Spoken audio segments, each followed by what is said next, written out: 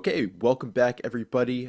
Just want to make a quick announcement about a project that we're super excited about. We'll be hosting a Traderline webinar featuring Jason Shapiro, of course, talking about how to interpret and trade based on COT data and positioning. We're excited about this. You can visit traderline.com/university to register. Spots are limited to 500 live participants. And Jason, just want to kind of hand it over to you. What are you most looking forward to sharing with the students who attend the webinar, and what do you hope that they can get out of it? So there's really kind of two things I think I'm going to focus on.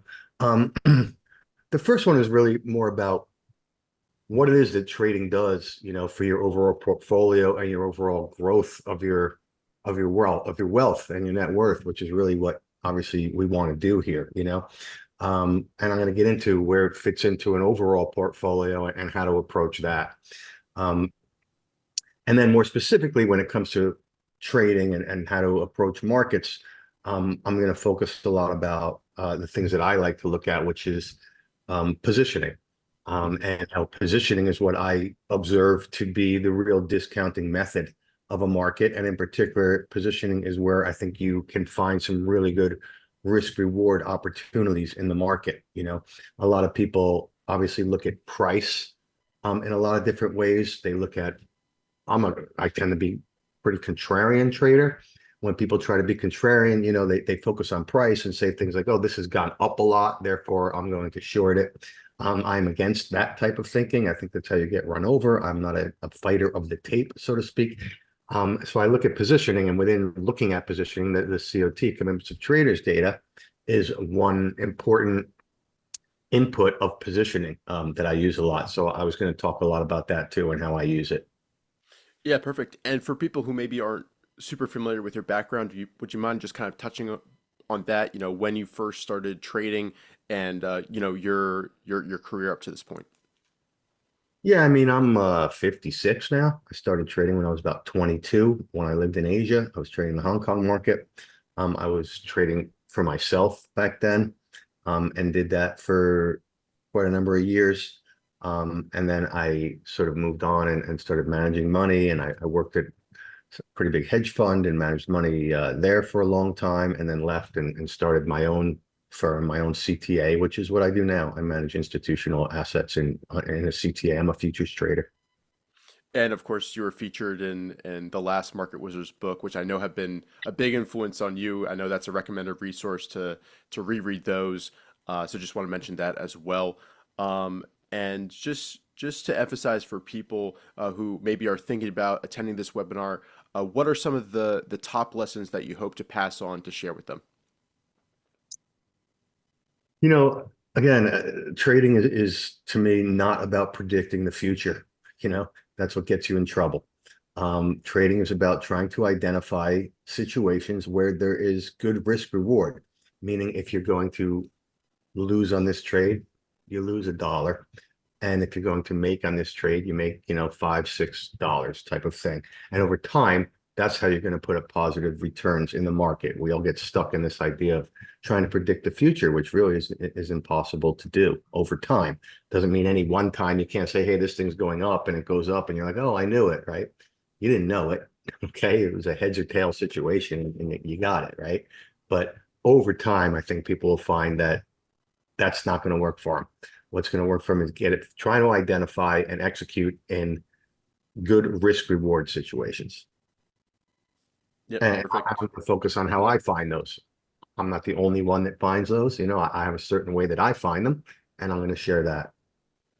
Yeah, excellent. Yeah, I'm personally looking forward to learning more about your style from this webinar. So thank you, Jason. Really looking forward to it. To everybody interested in signing up, you can go ahead, as I mentioned, visit traderline.com/university, and there'll be a spot right there where you can register. So hope to see you guys all there, and we'll see you guys in just a bit. Take care.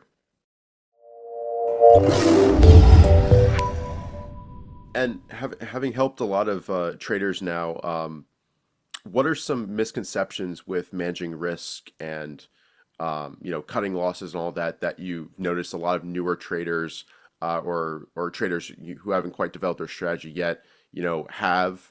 And then what do you kind of suggest to them to kind of improve the risk management, improve their process, so they're kind of viewing it the right way. Just take your loss. You know what I mean? It's like, and a lot of times you'll take your loss and then the market will go back to the way you wanted it to go. And that's depressing.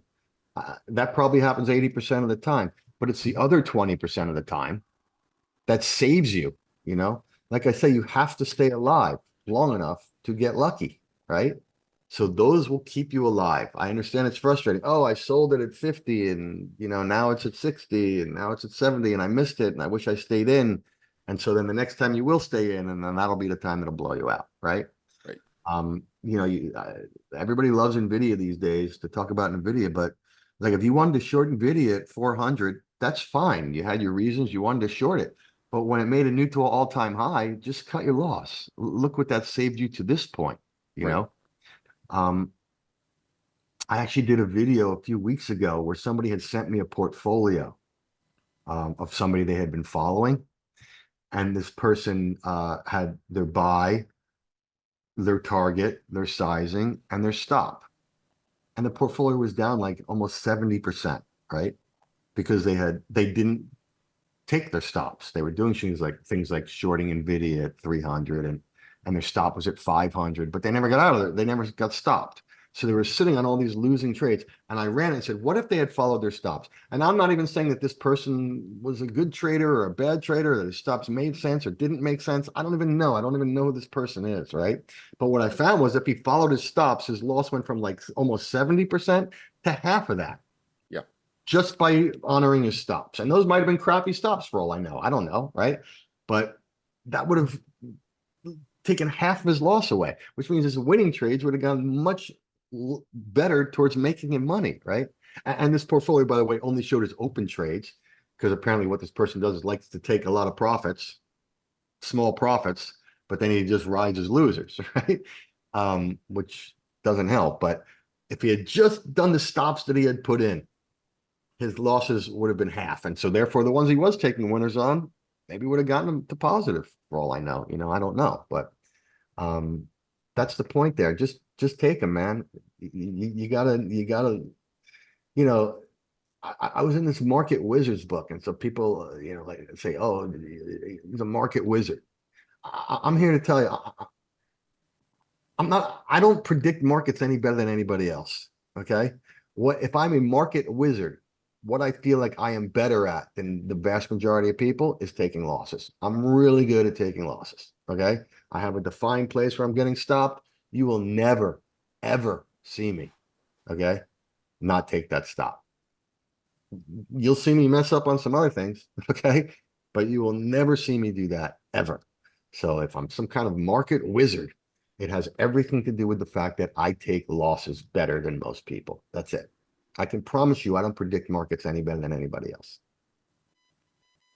I love that. And of course you mentioned that reading Jack's book, first book, was, a really important part of your training early on. What are some key takeaways? Obviously, everybody should go read it for themselves. But what were some of your favorite takeaways that you got from reading that so many times that you think would be really good to be emphasized for all the traders watching this today? It's the same thing. These guys will consistently talk about risk management, you Mhm. know. They will consistently talk about taking losses. Um, this is these lessons just can't be pounded into people's heads enough times. And listen, I read the book and I didn't listen. For the first 10 years of my career, I was just like everybody else. My returns were like a roller coaster, right? I made a bunch of money, I lost a bunch of money, I made a bunch of money, I lost a bunch of money. And 10 years into it, I was getting nowhere. And then I said to myself, maybe I better start doing this, figuring out what the right way to do it is. And I read that book 10 more times and listened and wrote and kept notes and all that. And that really changed what I do. That was able to really make me into a professional money manager and make this my life because of that, you know. So I think those are the important there's no one in there that's talking about almost no one in there that's talking about how they predict markets. Yeah. You don't hear that. You're not getting that. They're talking about their losses. Most of their stories are about their losses and cutting their losses and learning how to cut your losses. I think Those are absolutely, it's not the sexiest thing in the world, right? What everybody wants to hear is, well, how do I know if something's going up or down, right?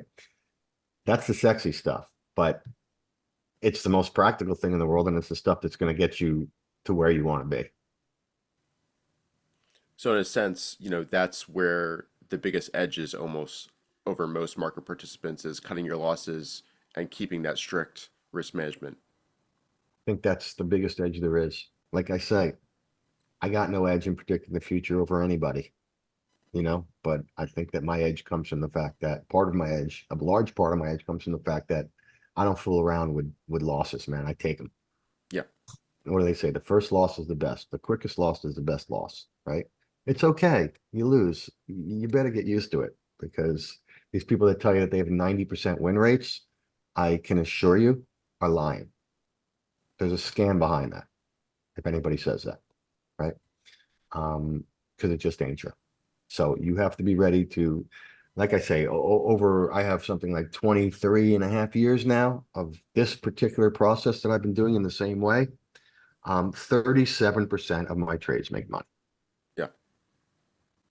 Okay. But if I can make three, three and a half, four, lose one, make three, three and a half, four, lose one, then I don't need more than 37%. And if God forbid I have years where it's better than 37%, then I have a great year. Last year I think that I did something like 48%. And so I had, sort of an outsized year last year, and that's wonderful, but I'm not going to count on that. Over time, I believe it's going to be 37%.